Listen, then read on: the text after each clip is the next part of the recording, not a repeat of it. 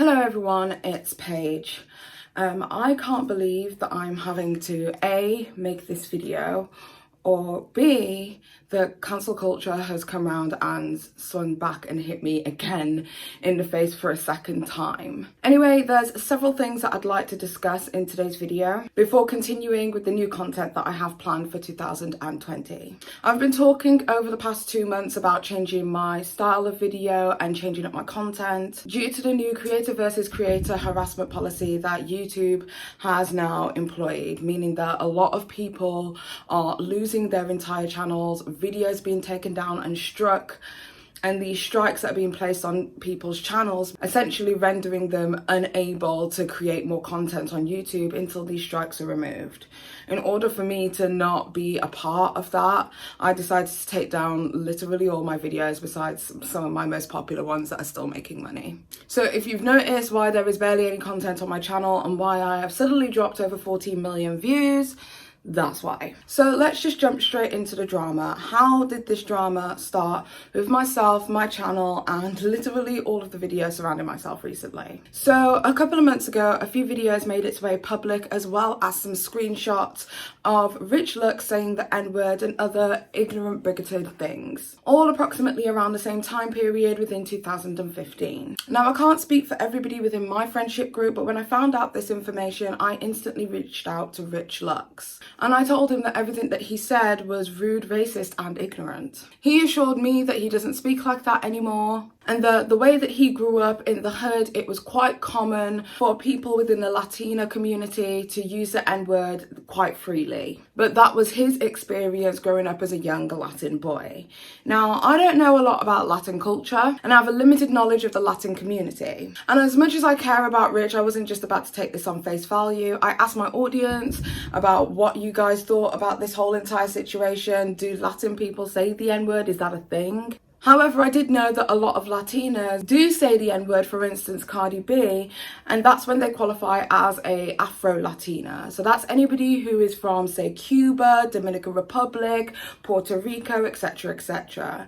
And I think the narrative is because they were once slaves also, so they also get to use that word. I don't know, but all I know is that Rich doesn't fall under that umbrella. He is in fact Mexican. So I wanted to take a look at what the Latin experience is for somebody who just grew up in the hood. And the first Latin person that I thought about who I've seen use the N-word quite frequently was Fat Joe. Tell her where the homies spit. That nigga, I'm from New York. New York. And here's what he had to say in an interview about his own Latin experience. And I grew up in a neighborhood that was 99.9% black. Mm-hmm. So like when I was raised, I had blonde hair and green eyes, but I thought I was an albino black. Mm-hmm. No, in real life, I thought I was albino black. Everybody, Facts. It wasn't no social media. Yeah. It wasn't no Instagram. Right. All you had was those little 5-6 blocks. Yeah. Everybody was black. Facts. So I'm thinking I'm black, right? Mm-hmm. So when I got older, I realized that there was a neighborhood in the Bronx that was 99% Latino, and there was a black guy over there who thought he was Fat Joe over here. And he's speaking Spanish he Puerto Rican. Right. But the way we grew up and the way we always thought, like when you hear Big Pun's song, Boricua,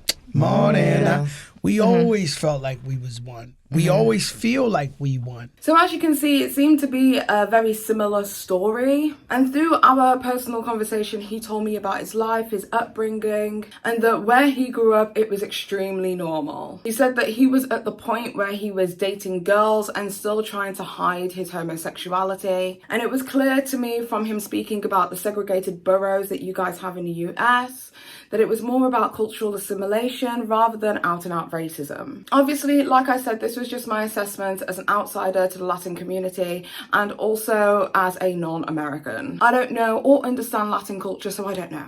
But he stated to me that that's not the person that he is now. He's a proud gay man who doesn't have to try and pretend to be anything else but himself. But for me, from my perspective, I kind of just wanted to give him the chance to show me that he's not a racist and that this is not systematic behavior. Because the thing is about racists is that eventually they will out themselves. If this is not an actual present change that he has made in his behavior or attitude, eventually it will reveal itself.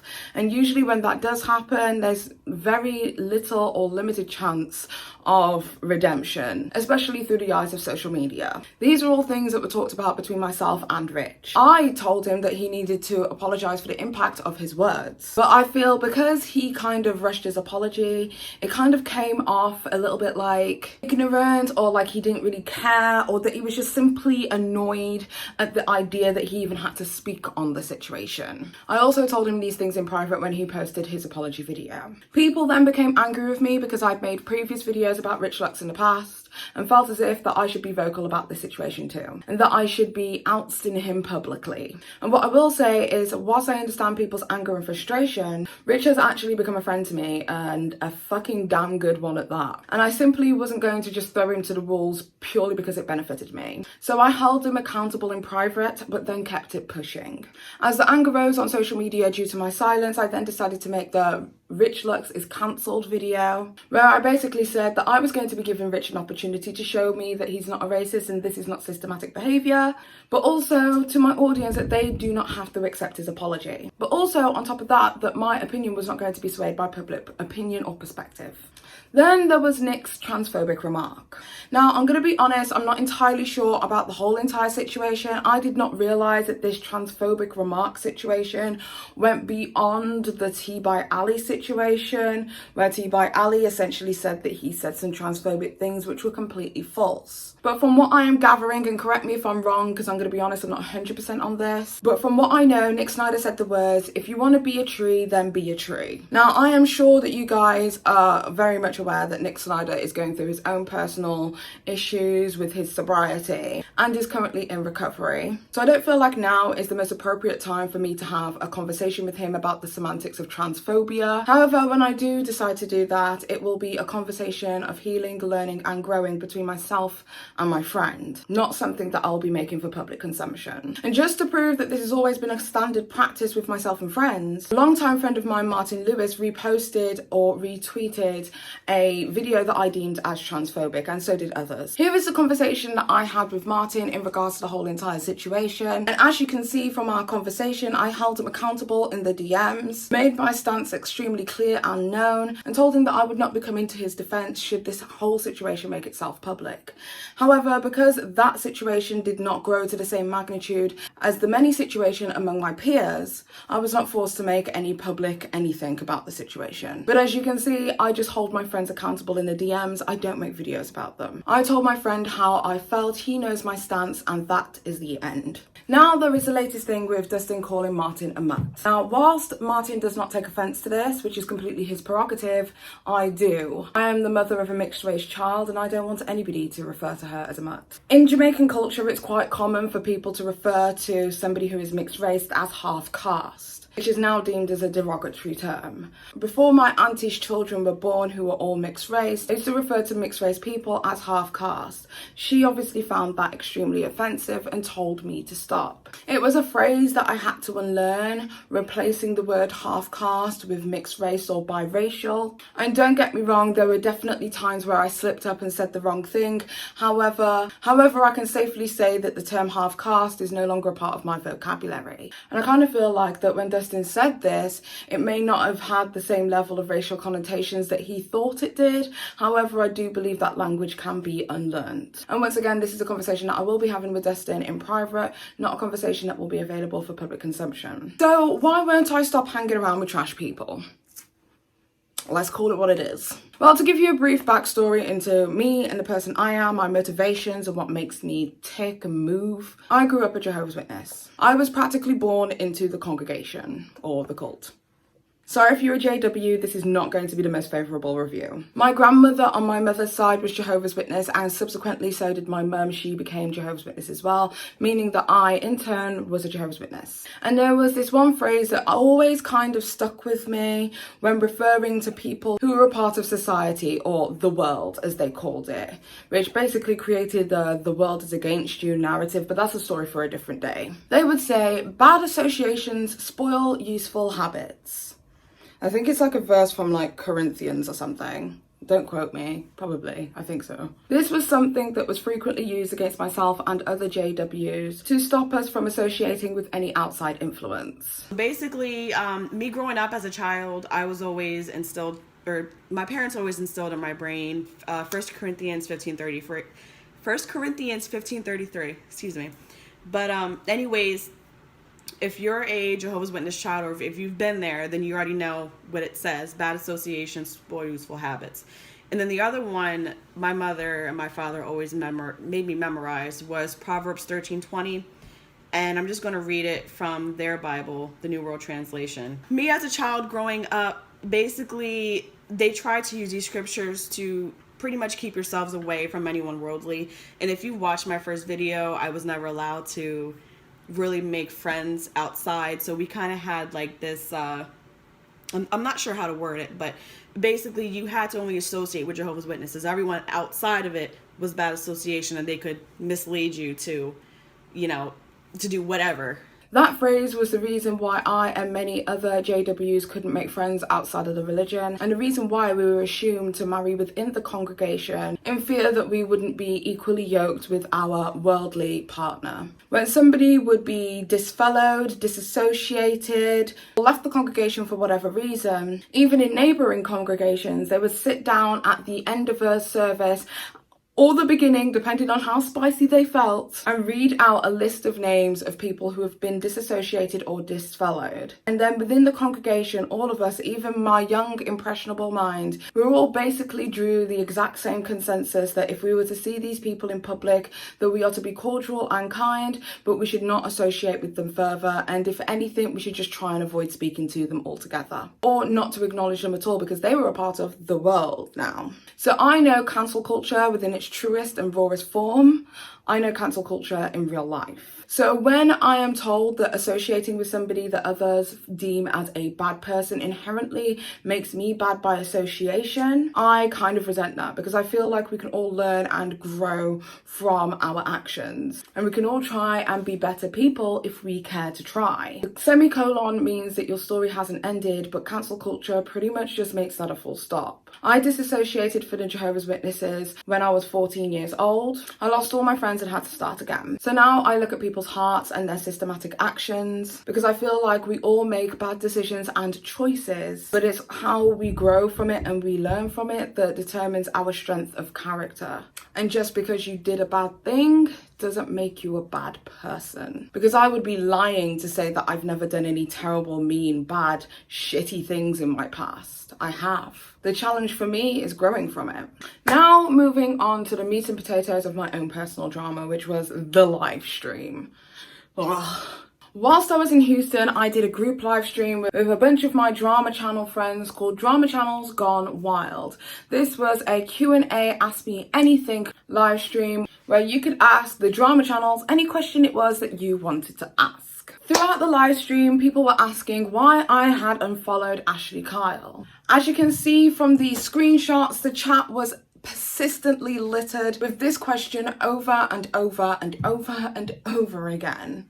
We were all sat on the sofa and we couldn't really see the questions very well, so we had Dee, Nick's assistant, and Gareth, my husband, read out the questions. The chat became increasingly angry at the fact that there was questions that were being intentionally left out of the stream. So we decided to answer. The reason that I unfollowed Ashley Kyle was just purely because she had her whole situation with Here for the Tea. I don't fuck with Here for the Tea, and for that reason is why I don't want anything to do with that whole situation. Anybody who associates with her at this point is not somebody that I wish to associate with anymore. She said a lot of crap about me, my family, and my kid. I don't want that to be something that somebody else is okay with. She was very happy about the fact that Here for the Tea was nice about her kids, and it made me feel like, oh, well, fuck my kids then, innit? You know? So that's the reason why. So, nothing serious, no tease. It is what it is. I said the reason that I decided to unfollow Ashley Kyle is because she associated with Here for the Tea. I've never had a problem with Ashley Kyle, and to be honest and honestly, I don't really know the girl that well. Essentially, she's a colleague. Here for the Tea has said things and or allowed other people to say things about mine and Margot Indigo's children. She allowed her fans to engage in debates of colorism to do with my own daughter because she's pale in complexion. She laughed while her followers in streams spoke about Margot's inability to be a decent mother because of her drug dependency issues. And she even went along with the narrative that Margot Indigo had harmed her child in a live stream. Unfortunately, I have no receipts of those instances because they are all pretty old situations that happened on YouNow in 2017 approximately. And those live streams simply just aren't there anymore. So you can either take my word for it or not, it's up to you, but that is my stance and that is where I stand. So whilst I understand the whole idea of burying the hatchet with Here for the Tea, shit, I tried to do it myself after the whole Jackie Aina situation. Here for the Tea telling people to stop harassing Ashley Kyle's child is only a new concept when she laughed at the gambling stripper mom, their words, in her live stream and questioned her ability to mother with the gambling addiction. And also, I think it speaks volumes that she has cultured an environment in which her subscribers think it's acceptable to have these kind of conversations. But once again, Here for the Tea only becomes a good person when it is self-serving, and she knows that Ashley Kyle is vulnerable. Because as soon as Ashley Kyle made videos denouncing the drama community and not really making it clear who she's afraid of, which is something that I just can't stand behind, and even when that was spoken to her, still didn't even clear it up for her audience. Who was the first person congratulating her on her strength from leaving the mean girls of YouTube? Here for the Tea. But what I found funny is that I unfollowed Ashley Kyle in silence. I never said a word to anybody or ever gave any reasons why. But Ashley Kyle went to the internet to tell them that somebody had unfollowed her and sent a mad witch hunt of people looking for who had unfollowed. When I addressed my reasoning, I was calm, I wasn't rude, I didn't call names, I was speaking in the exact same monotone voice that I'm speaking to you guys in right now. Yeah, I was a bully. Then there was the Smoky Glow issue. Now, once again, I'm just going to be honest with you guys. I did not like her non-announcement of attendance to Nick's party. I thought it was extremely rude and a case of virtue signaling rather than just wanting to do the right thing. I know that recently I have said publicly and talked about the fact that I am planning on going to Nick Snyder's big party that he's having in Texas. So if I had never said that publicly and I had never talked about that happening, I probably would just kind of keep my opinions on Twitter and just like let that stand.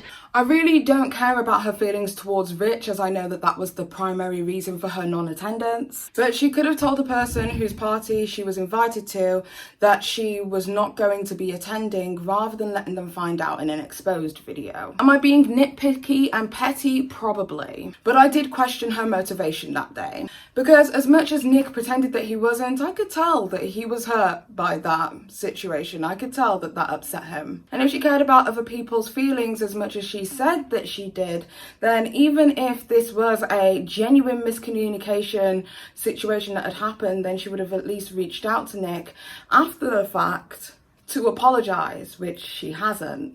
In fact, it was actually Nick that reached out to Smoky Glow to ask her after the expose video, why all the drama? Ready to Glare also chose not to attend Nick's party and she spoke to him in private. I'm just saying that you could have chosen to handle things differently. Anyway, back to the point. I unfollowed these women in silence and I am allowed to unfollow people. I do not inherently become a bully by clicking unfollow, and I sure as hell do not have to announce my departure. I can just click unfollow and go about my day. If a child went to a teacher and said, hey teacher, I'm being bullied, and a teacher sat the kid down and say, hey, what are you being bullied for? And they said, somebody unfollowed me, the teacher would tell the child to get a grip.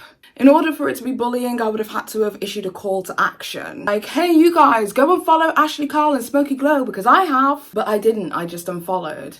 Sis made it public and issued a public witch hunt, and that was fun. Then I had to kind of explain why I did it. I just want to make it known that I have no ill wishes or bad feelings towards either of these women. I just don't do the whole virtue signaling thing, and that's what I felt was going on that day. Because what I saw with both of these women was a level of moral superiority and feigned outrage with little to no impact on themselves as individuals. It seemed disingenuous, and above anything else, I was upset because I got labelled a bully over a difference of opinion in a situation that could have really been left behind closed doors. And the passion that I felt when speaking about these issues, the internet then gaslit me as an angry black woman or the aggressor. when in reality I was just responding to a question that literally everybody had. But there is no hard feelings. It is all love here, sis. Just like one of my favourite rappers of all times has said, Tupac, he said, just because you lost me as a friend doesn't mean that you have gained me as an enemy. I'm bigger than that. I still want to see you eat, just not at my table. And that's all I've got to say about that. Smokey, congratulations on your collaboration. You did the damn thing, girl. It looks cute. Yes, good. And Ashley, your wedding looked absolutely beautiful. And still was my highlight of 2019. Because I love love, bitch. I love love.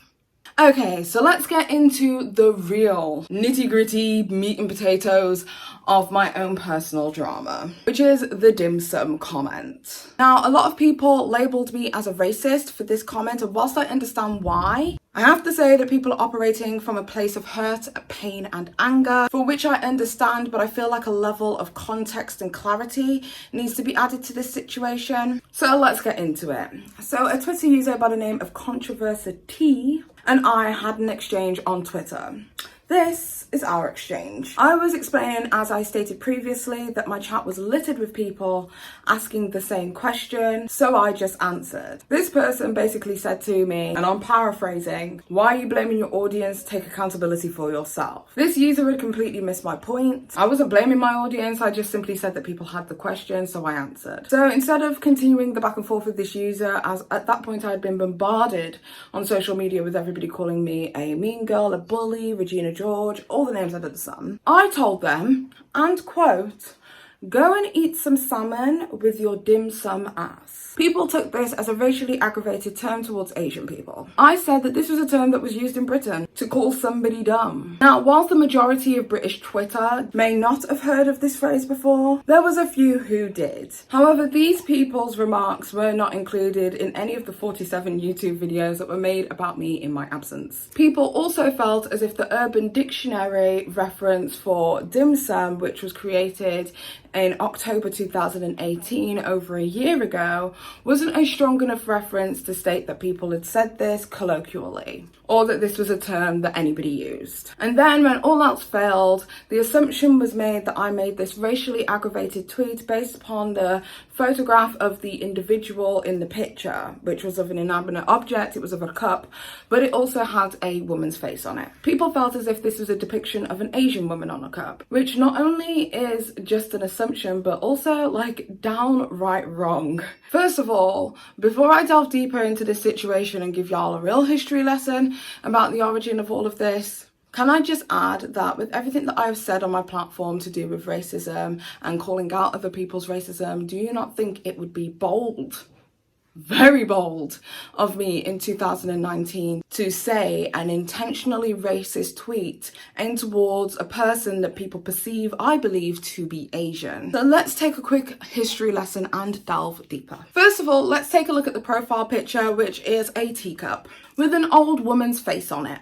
From this, there is absolutely no way for me to have made any assumption on racial identity, because it's not even a human face. But also, I recognise this face. I felt as if I'd seen this face before, and it's because I had. This cup is actually an antique collector's item called a Toby mug, a Toby jug, or a Toby cup. My late grandmother actually used to collect them and display them on her mantelpiece. The woman depicted on this particular cup is a woman by the name of Sarah Gamp, or Sarah Gamp. She is the archetype developed by Charles Dickens in 1843 to 1844 in his novel Martin Chuzzlewit. This character was actually based off a friend of Charles Dickens who was also a nurse. She was characterised as an older lady with small eyes who wore a green/blue shawl over the top of her head and also carried an umbrella. That's why another British colloquial/informal term for an umbrella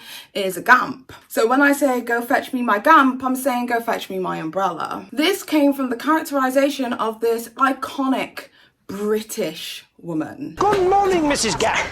Oh, Mr. Mole, Mrs. Mole. Oh, forgive me if I don't curtsy, but I don't know as I should be able to straighten up again. You do seem to be somewhat encumbered. Girls, help Mrs. Gamp with her bags. Oh, thank you, dear. So, to be completely clear, the depiction of the person on this cup is a British woman, not an Asian woman. And the assumption of racial identity based on slanted or small eyes is in of itself racist. Because you are placing racial identity onto not only a fucking inanimate object, but also based upon your own fucked up societal beauty standards of what you believe an Asian person should look like. Go figure. So now people ask me why I said go and eat some salmon before referring to the account as a dim sum ass. And honestly, it could have just as easily have been chips or tortillas. I'm just telling somebody to go and eat something rather than to go and jump off a cliff. It's my way of saying you're hangry or you've got sand in your vagina, calm down. And when somebody asked about it, I said, salmon dim sum? You're telling me you've never had that before? And basically I was just trolling because at this point I had had enough of people constantly attacking me on social media because I expected this person to go out of their way and like search salmon dim sum onto Google and become even more confused than they were in the first place, because anybody who's had dim sum, because I love that shit, would know that salmon is not a primary component of dim sum. In fact, it's mostly pork. Maybe this was not the best or the most tasteful way of trolling my audience, granted. But I was in Texas and I pretty much had it that day because the attacks were just relentless. The point of the matter is that anything can be racist if you are looking for racism. The tweet had no racial connotations and was backed up by a minority, granted, of British people who had also heard of the term. Nobody chose to look at that. It was also backed up by a colloquial terminology website, Urban Dictionary, over a year ago, but nobody wanted to acknowledge that reference. So the narrative of Petty Paige is racist was perpetuated across social media without anyone actually taking the time to really delve in or look into the situation fully. Just on face value, based upon emotion. In Britain, we have a breadth and depth of culture. The United Kingdom as a whole can fit 3 times into the space of Texas. And yet there is so much culture here. As a small country, we have 4 different languages. We have Welsh, we have Celtic, we have Gaelic, and we have the Queen's English. Our accents and dialects can change within 40-mile radiuses. Someone from Cardiff will not sound like or speak like somebody from Ronderson and Taff. Someone from Birmingham will not sound like or speak like somebody who is from the Black Country. And somebody who is from Leeds will not speak like or sound like somebody who is from Barnsley. Our wording, phrasing and vocabulary will completely change. Some people will remember a video that I posted by the Yorkshire Pros, who was doing a poetry/situational comedy reading. And barely anybody, British people included, could understand what this man had to say. Here's a clip. Now, since back in summer, I've not been home with our lass. I've been away grafting, addling me brass. So to get home this weekend, I didn't have to look for her. Getting treated like a king, treating time like it's borrowed.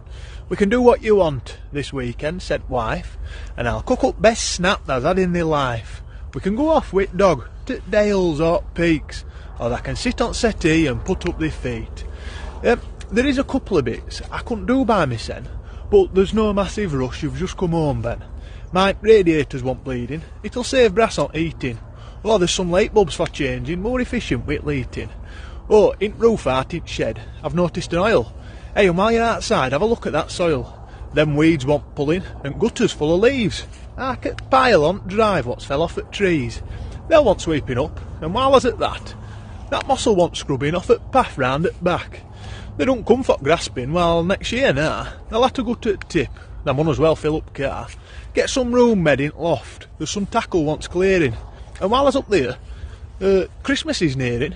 Fetch dark decorations, them lights for outside. Bugger off with your mistletoe, get your jobs rectified. But no, there's no rush. Enjoy your weekend till Sunday.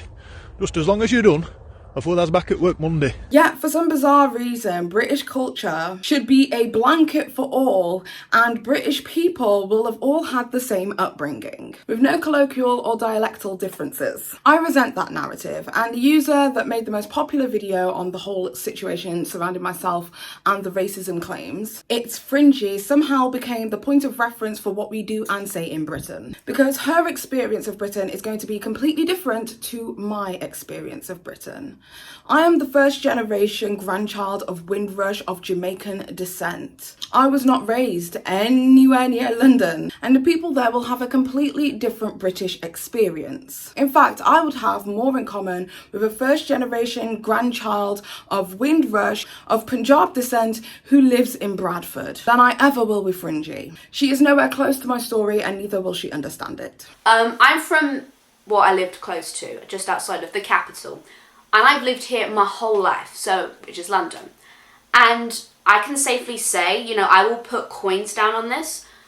I have never heard a single soul use this as slang for someone being moronic. Her second point is that dim sum is not a variation of Cockney rhyming slang, but also that doesn't allow for linguistic changes that happen or occur over years. She states that Tommy Thumb is the slang for dumb, and that is the end of that. No, but this is some Cockney slang, like, oh my god, how could you not consider this Fringy? Here's the thing, it's just not. Because Cockney slang, they just wouldn't do that. The Cockney slang for dumb is Tom Thumb. It's not dim sum. I can tell you that now, it's not dim sum. I know it's not. Like I said, I'm put coins on it. It's just not. Well, let's take a look at the linguistic changes that have happened over years over a common Cockney rhyming slang phrase, having a laugh. Used in a sentence, you said that? You're having a laugh. The Cockney rhyming slang for you're having a laugh is you're having a bath. Then somewhere down the line, it changed to you're having a bubble bath. Then somewhere down the line, it changed to you're having a bubble. Bruv, you are having a bubble. And then somewhere down the line, it changed to you're having a giraffe. And I shit you not, whilst doing my research for this, apparently Turkish bath also means you're having a laugh. Like, I could not even make this shit up. Linguistically, that Cockney rhyming slang phrase has changed over the years, colloquially, of how we use it. And also, sometimes things just simply aren't known until they become popularised. For instance, the phrase getting mortal in the UK, which is a Newcastle term for getting drunk, wasn't something that was commonly known until it became popularised by the British TV show Geordie Shore. And now everybody knows that phrase. So just because it's an uncommon phrase does not mean that it simply doesn't exist. And I don't expect Fringy to know that also, but I also don't expect it to become the spokesperson for Britain. A white cis female should not become the spokesperson of cultural diversity in Britain, and that is just my 2 cents. However, what I do understand is that racism can be placed upon words that aren't inherently racist. For instance, I am of Jamaican descent, and we use the word picnic. In Jamaican culture, in the patois dialect, which is a form of pidgin English, picnic is just the term to describe a child. So when I say leave my picnic alone, I'm saying leave my child alone. However, this term takes new meaning when it is used in North America by North Americans. The term picnic was used to talk about black children, and they were depicted in pictures and drawings with extremely dark skin, minstrel lips, big smiles, and they were depicted as docile, placid, dumb.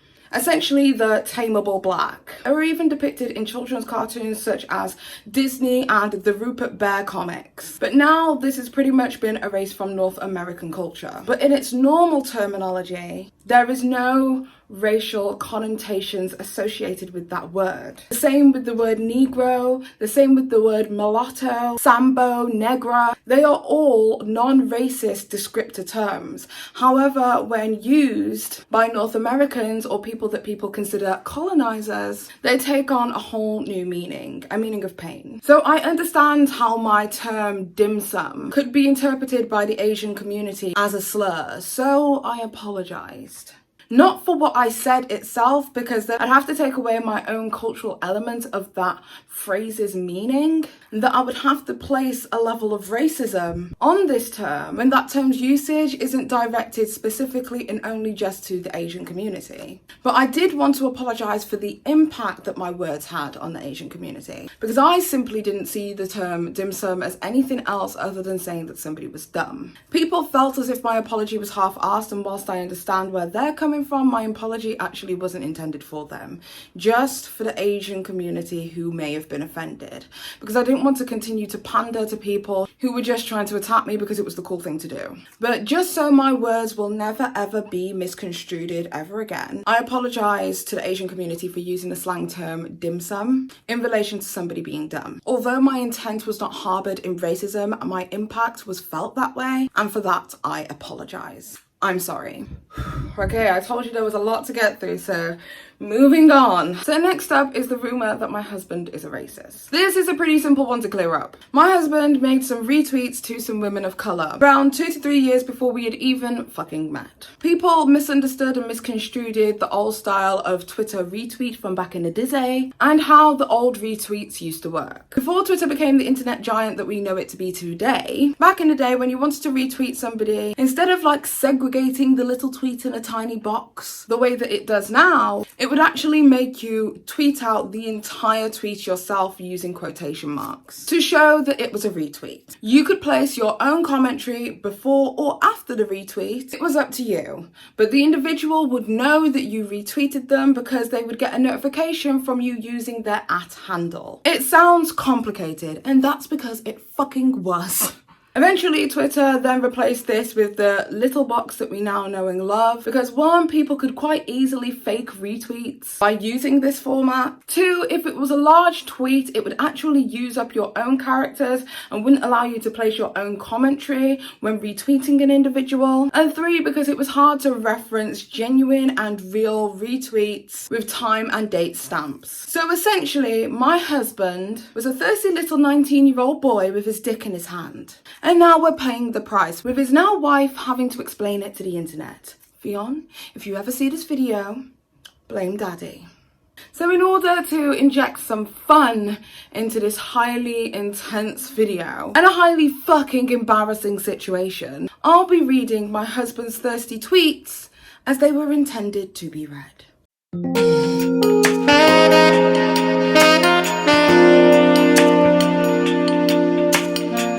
Quote, @NotBePussyHurse.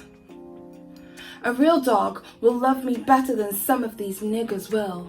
End quote. My husband. That or a white boy. Smiley face. Quote, @CushionHose. You a real nigger if you stay up past 12. End quote. My husband. Is 7 a.m. long enough to be in that category? Question mark, question mark. Quote, I am naturally wet. I just died a little inside. Some nigga just text me. So that's why you ain't call me yesterday, you was fucking. That's supposed to be my pussy. End quote. My husband's response. He hugged. The misunderstanding is based on Twitter's old formatting, nothing more and nothing less. People felt as if because I had called out other YouTubers for racist tweets that this should be under the same umbrella. And I basically say, no, it shouldn't. And the reason I say that is because what my husband said was not racist. He retweeted people of colour using their own words. And my husband, as a white cis male, is in no position to censor black people on a term that I believe that they own. And he believes that too. He doesn't get to say whether they can say it or not. It's not his argument. So when that didn't work, then there was now this, all of a sudden, bearing in mind I've been on YouTube for like 3 years, this hoopla over my husband's username, which is Gigababy. People are now saying that this is the colloquial terminology for a ginger N-word. There is actually no reference to this in any fucking dictionary besides Urban Dictionary. Remember that reference that they did not want to use previously is now being used to target my husband as a racist? Funny how that one worked.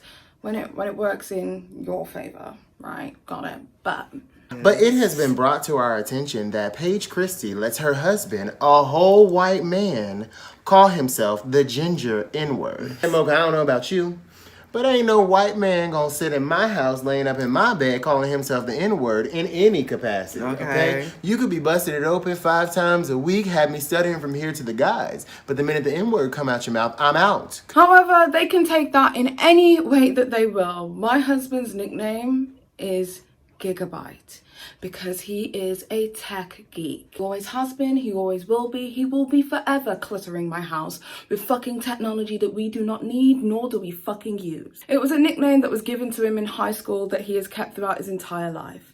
His friends know him as either Gigabyte or Ginge. Those are his nicknames. If you take his name Giga and pronounce it Jigga and put a whole different meaning on it, then that is on you. Because as far as I'm concerned, there is only one Jigga man, and that is Jay-Z. And that's that on that. So when that didn't work, then they said that my husband fetishizes black women because look at how he was speaking to black women in the past. And the only thing I can say to that is my husband is fucking consistent. He's only ever dated black women. I think he's only ever dated one other white woman, but at least he's fucking consistent. As far as I'm concerned, it is not a fetish, it is just a preference. You do not marry your fetish. You do not have children with your fetish. It is simply a preference. The same way that when I am dating men or women, my preference is plus size. I love BBWs and BHMs.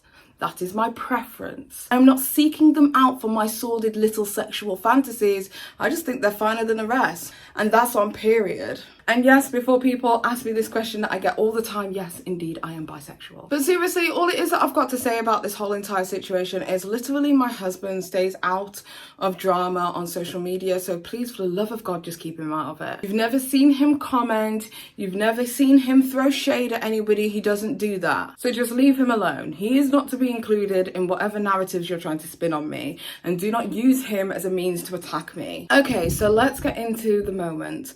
The moment that I decided to leave Twitter. That legitimately solidified for me that no matter what it is that I said, no matter whatever move that I made, every single word that I said would be hyper scrutinized because people had decided that I was a cancelled racist. I got accused of willingly using anti-Semitic language. Essentially, I got accused of being an anti-Semite. I kind of find it funny that there are so many channels that have made a point of pointing out my hypocrisies and my racisms or, you know, my mean girl antics or my rudeness or whatever it is, that have been completely radio silent on the whole entire situation that is going on social media surrounding myself and other YouTubers and influencers who are being accused of being involved or being a part of a team of people who have been doxing here for the tea for quite some time. It's funny because many of these channels have set themselves up as the drama channels who would speak about the drama between drama channels,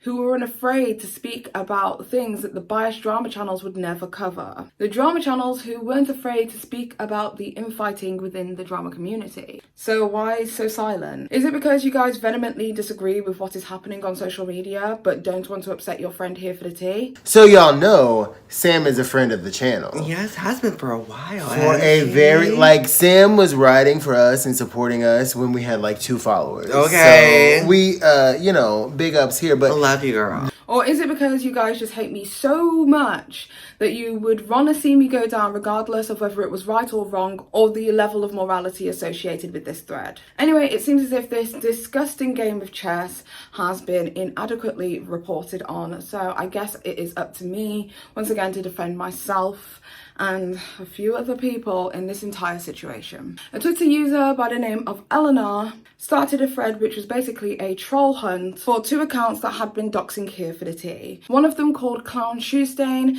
and the other one called Hartouche or Hartouche, whatever it is, whatever the way it is that you pronounce that. In her lengthy threads, she stated or alluded to the notion, should I say, that she would be outing who these people are publicly. In fact, in her first thread, she actually went as far as to lead her audience into believing that Clown Shoestain could possibly be one of my dear friends, Josephine. That Josephine was behind one of the accounts attacking here for the tea. She eventually deactivated her Twitter account. She has since come back and eventually explained her case. And after that went down, they launched into another investigation to decipher who Hartouche or Hartouche is. The main person who was behind the doxing of Here for the Tea. I will leave the link to this thread down below, this incredibly incriminating and disgusting thread. This thread has also been publicly endorsed by Here for the Tea, and a public witch hunt went into who is behind these accounts. So just to make it clear, I had actually retweeted this account a few months back.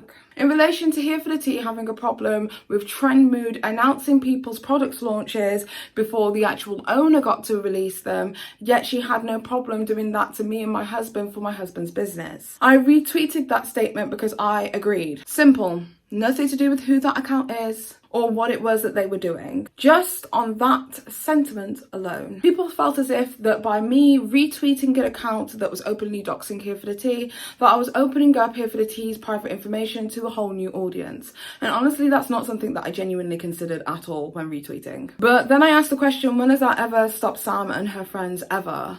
But we'll delve into that a little bit later. But I'm gonna say that the time frame was approximately around September. And I remember that because Here for the Tea had blasted all across social media that Sig Foresco was owned by myself and my husband. Sig Foresco is a talent management company that my husband has started. After helping many of my YouTube friends get money from brands who were unwilling to pay them after they'd done collaborations or sponsorships, helping making pricing matrix for influencers who didn't know their value and what their content was worth or where to begin, and helping me manage and deal with every sponsorship that I've ever had, he decided that he wanted to manage other influencers too, and I supported him on that idea. We registered the company as a limited company in both of our names, and he started his business. First client was somebody that he helped out previously, and that person was Rich Lux. Rich Lux had announced that he was under the Sig Foresco umbrella, and people were pretty much inquisitive as to who this new company was. 2 days after registering we were approved the limited status by the company house. When that had happened, before we had even been notified via email or letter that our company was officially registered,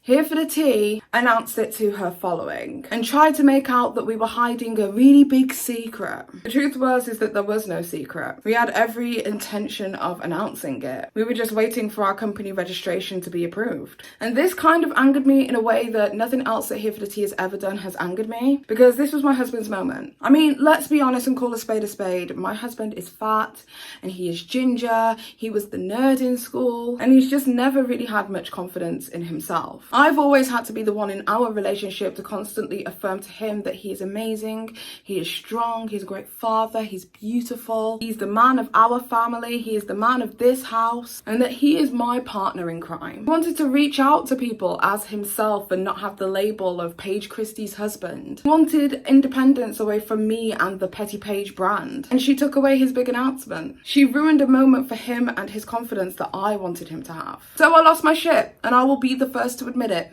Yeah, damn straight I did. And they are saying that I said something that they are now deeming as an anti-Semitic dog whistle, which is the word elite. And I feel as if this is a reach because Here for the Tea is, in my opinion, elite. It is no secret that she is rich and that she comes from money. So why knock my husband's hustle? Me and my husband both grew up as working class. There was no handouts, there was no fancy cars and Birkin bags. We hustle together, we work hard together, we move together, and that's why the company is in both of our names, because we do things together. When he wins, I win. When I fail, he fails. We do it together. I don't have the option to simply sit around and not work. I don't have the option to sit around and leave my YouTube platform, let alone a YouTube platform with over 400,000 subscribers, for whatever reason. So it was clear to me that Here for the Tea doesn't do YouTube to make money or to make a living or to even make ends meet. She does it for power and influence. And that's a level of rich bitch energy that I will never know. That's elite status. So now this word has been used against me as if I am an anti-Semite. And now this Eleanor girl is now leading her audience into believing that either I am an anti-Semite or that I was willingly using anti-Semitic language, or that somebody else influenced me or told me to use anti-Semitic words. And the person who is apparently this anti-Semite is apparently this Harthouse guy. They are even going as far as to say that myself and Chi-Chi, the owner of Juvia's Place, have been colluding with Harthouse in some way. All baseless accusations with absolutely no proof. And purely because we have worked together on some deals, collaborations, sponsorships that my husband has sorted out for us. It's a complete and utter reach, and it is slanderous at this point. Then I go on to find out that the account Harthouse had retweeted me. Something I wasn't aware of, and it was because I posted about Martin Lewis's doxer and how everyone had pretty much forgotten about what had happened to him. This was on the 7th of June. On this exact day, as you can see from this screenshot, I actually asked my friend Dustin Daly if he was Hartausch, and he said no. So if I knew who Hartausch was, why would I have been asking my friend back then? They also said that I had doxed Here for the Tea myself, which I can actually say they are right.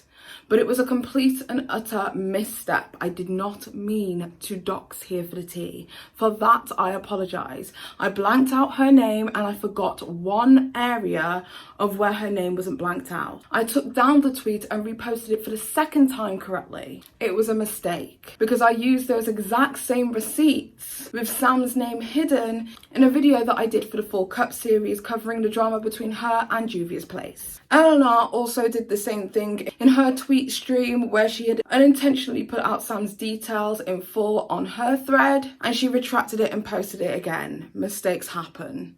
So let's take a walk down memory lane, shall we? How this mad witch hunt that Here for the Tea has been endorsing is not the first time that a mad witch hunt for trolls has happened in her name by her people and endorsed by herself. Or how she reacted when Martin Lewis got doxed and there was a person who was outing his family names, how she endorsed this particular character to full capacity, and how her good Judies love a good doxing moment unless it's about Here for the Tea. But to get to that point, we need to rewind a little bit. So throughout the thread that Eleanor had posted in regards to Here for the Tea, something strange happened. A user slash YouTuber by the name of Australian Commentary slash Drama Channel, catchy, had decided to give the transcripts to the group chat, which they called Operation Blobfish, which was supposed to be in relation to Tea by Ali's appearance. Apparently, the objective was for all of them to gather up all the information of who Hartausch was and to pin it on Tea by Ali. This is allegedly. But also, their objective was to simultaneously label me as an anti-Semite. Then it reminded me of a similar situation that took place in 2017, where Here for the Tea staged an attack on a user that she believed to be Spotted Zebra, a less than forgiving character who used to hate on Here for the Tea in her Guru Gossip thread. The user that she accused and had many of her minions attack was called Subversive Wallflower. If you have been on YouTube for as long as I have, you will definitely know who this character is and the video it is that she made. But for those who do not know about it or have forgotten, here is a clip from her original video. The full 50-minute video detailing the troll hunt of 2017 will be left in the description box down below. I will read bitches, I will read maps, I will read everybody to filth. That's just what I do. I am going to be open, I am going to talk about it, I'm going to spill tea, I'm going to sip tea, I'm going to do it. Like, that is the premise of my channel. It's me, lol. I don't use shit. Yes, yes. That was me. Oh no, Tadashi, that was me. I did that.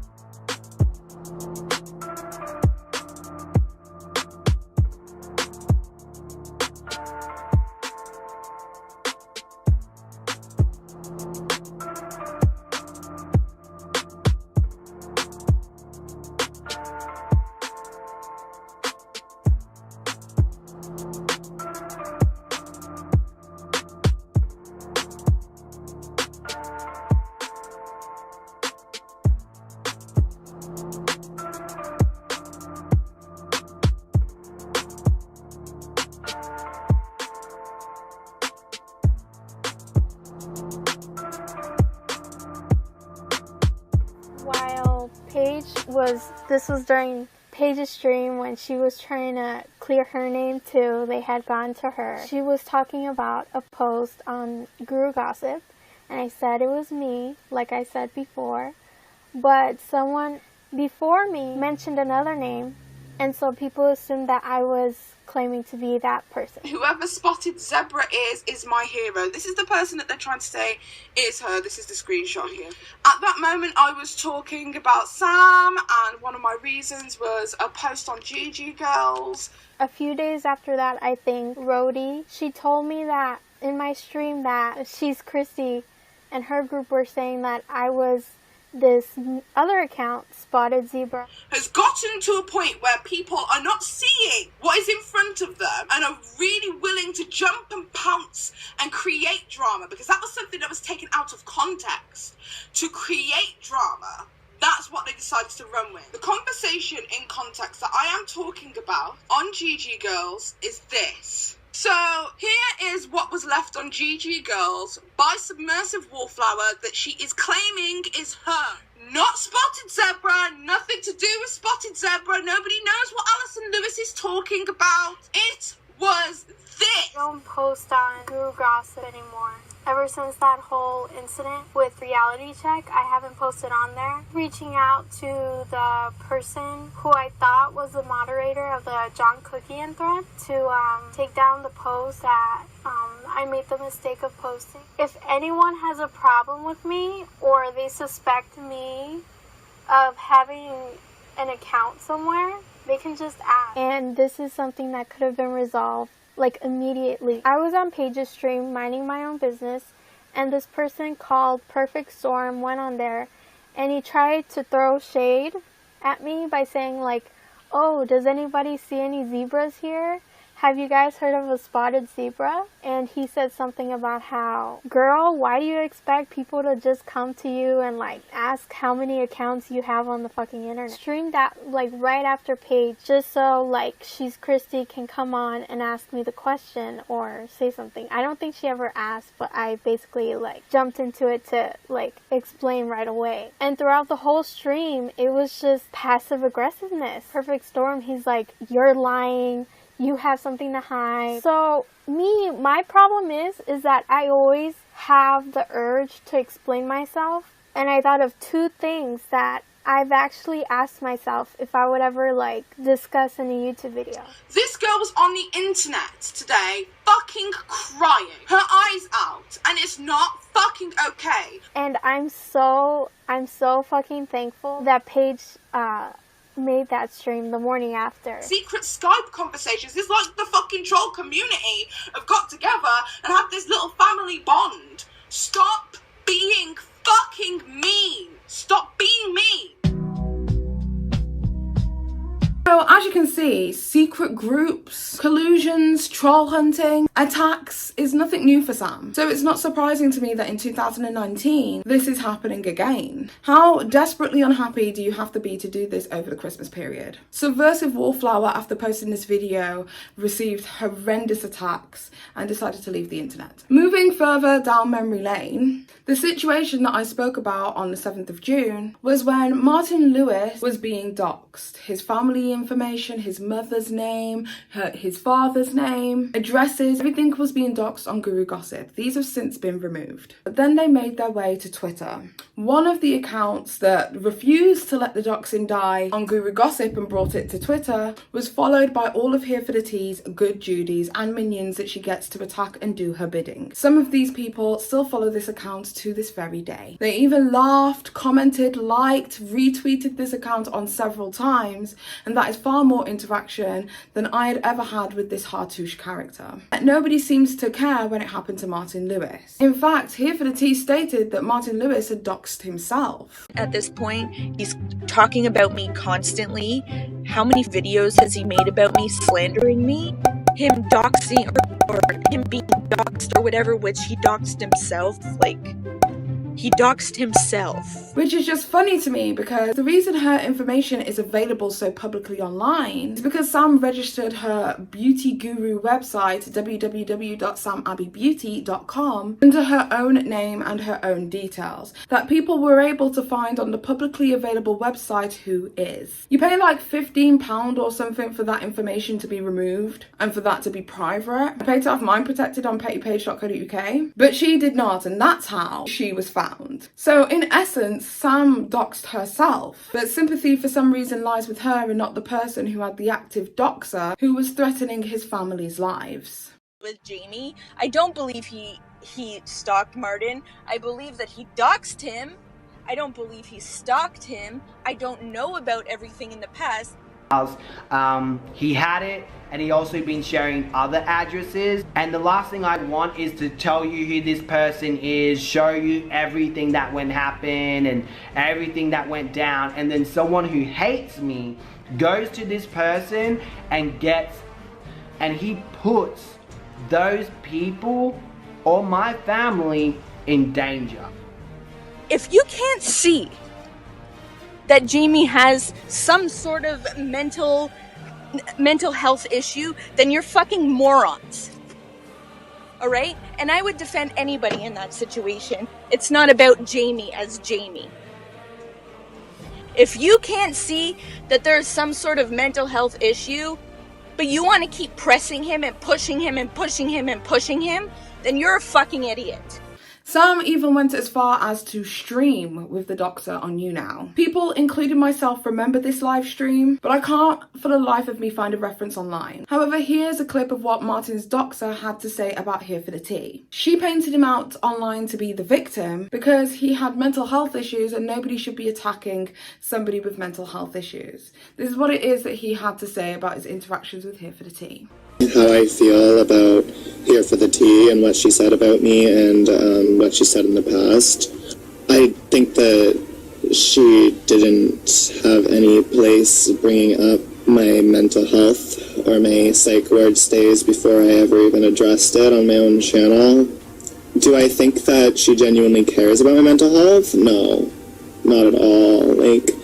Because the moment she saw me going off on her, suddenly she's no longer a mental health advocate, okay? So Here for the Tea knew about it. She knew I was reporting. No joke, I was going through hell just to make one stupid report. Even herself, she said, he's now making accounts on me and I will go to the police. Now he's saying I doxed him. Yeah, I guess I did. I gave Marissa his address and info so she can make a report on him as well. This is what he said on Twitter. How dare you push this guy to any sort.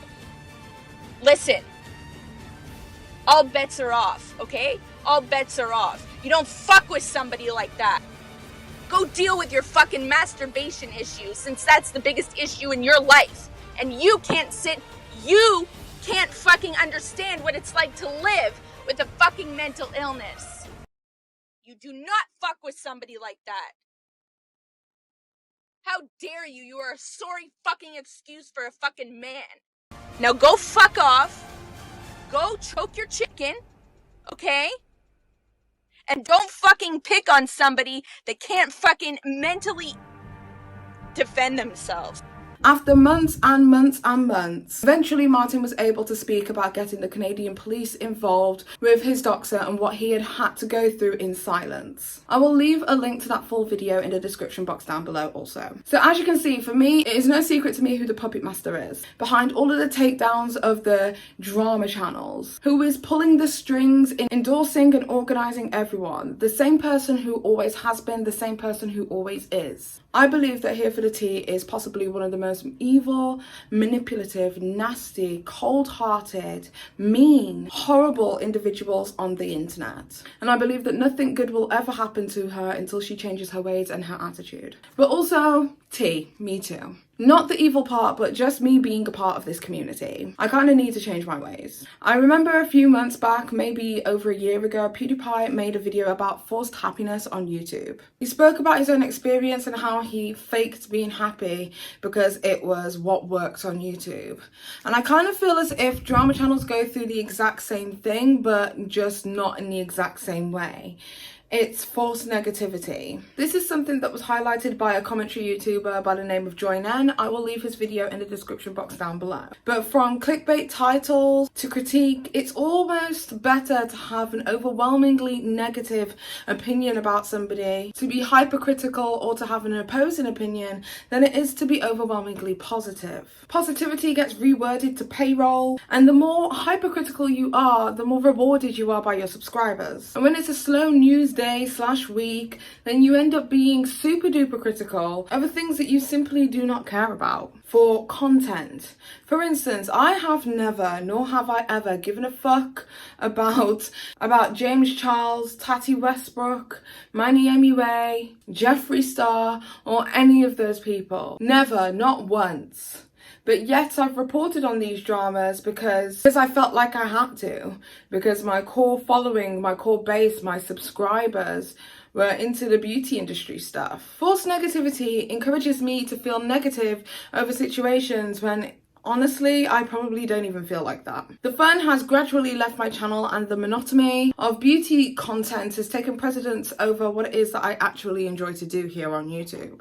Also, the fear of losing subscribers' interest also made me scared to leave a genre that I'd created at home. So with the new creator versus creator harassment policy coming to fruition, I pretty much knew that my years of speaking about influencer drama were numbered and pretty much over. I know that it may not happen now, but eventually it's going to become obsolete. I knew a change was going to happen, and that's why I removed my content. And now with the hate train that has been following me since Houston, the fear of losing my audience has gone, because who gives a shit? I haven't been enjoying myself anyway. So from now on, I am going to be doing reality TV commentary. Predominantly a show that I am obsessed with called 90 Day Fiancé, but I'll also be doing some other stuff like Sister Wives, Life After Lockup, Hot and Heavy, basically anything TLC. I have so many plans and I am so excited, and I hope you guys will join me for the brand new journey. I also plan in 2020 to be more active on my family/lifestyle channel,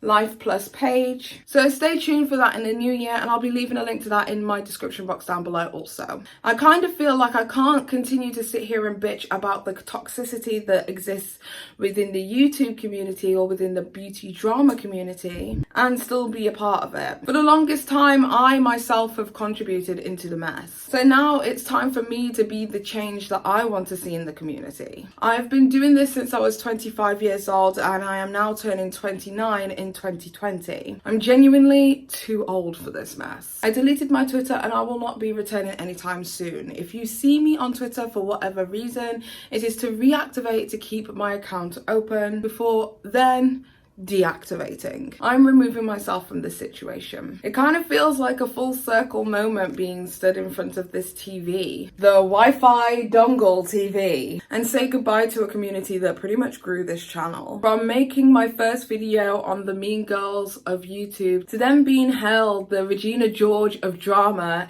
now in 2019. It's been a wild ride, and now with the new reign of plastics coming in and somebody else gets hit by the bus, I'll sit back and I'll remember when that was us. Wow, that rhymed. It was like totally emotional and Shakespearean. And honestly, as crazy and as wild as this ride's been, like, I really would not have wanted it any other way. You guys helped me lose weight and become more confident in myself. You guys have helped me birth my child. You know, I couldn't do that before, and I did it. You guys have afforded my child a lifestyle that I could have only dreamed to give her. And it's not much. Like, I don't earn a huge salary out here on YouTube, but it's definitely better than what I had before. You guys have paid for my wedding. You've paid for my renovations on my house. I even have this running joke that I thank James Charles for my kitchen, because he paid that bitch off. And just none of these opportunities would have presented themselves if it wasn't for you. I would not have had the opportunities to have sponsors. I would not have had the opportunity to have my own tea collaboration. This bitch. Woo! You guys and your support have afforded me everything that I've had this far.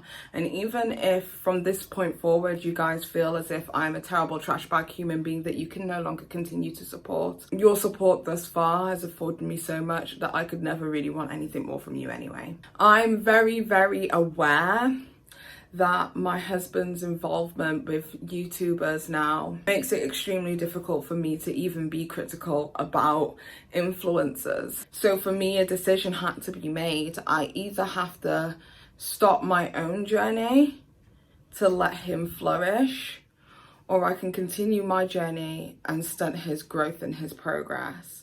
And he's doing so well. He's gained so much confidence. I am so fucking proud of my husband and the man that he has become. I love him more now seeing him be the father that I definitely did not have growing up, but also seeing him become the man that I needed. I don't mind stepping back so he can shine.